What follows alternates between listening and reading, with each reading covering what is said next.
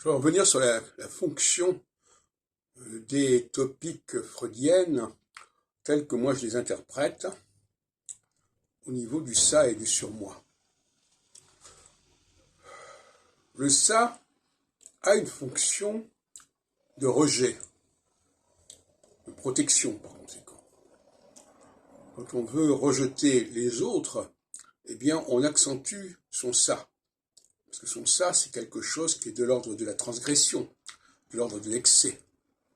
Et donc ça peut éloigner un certain nombre de personnes qui ne supportent pas ce genre de débordement. Alors, il y a deux types de stratégies.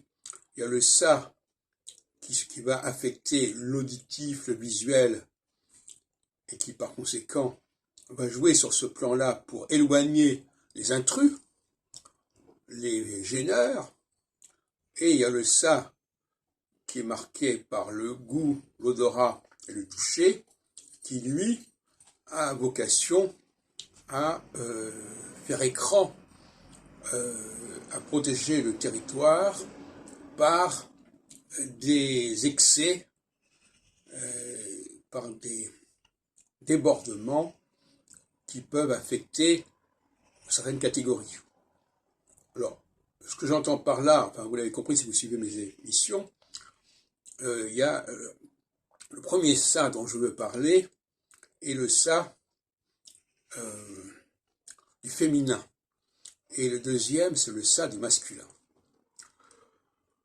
Par exemple, le tabagisme, qui est une agression au niveau olfactif, est un ça masculin qui, collectivement, crée, puisque maintenant le tabagisme a été régulé, si on peut dire, mais enfin, malgré tout, il est toujours là, qui crée un climat que ne supportaient pas les gens qui avaient un surmoi olfactif, justement, qui s'opposait au ça olfactif.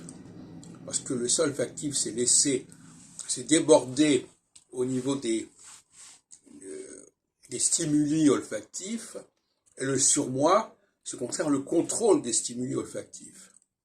De la même façon que le surmoi auditif, c'est le contrôle de ce qui peut être exprimé, aussi bien sous la forme que sur le fond.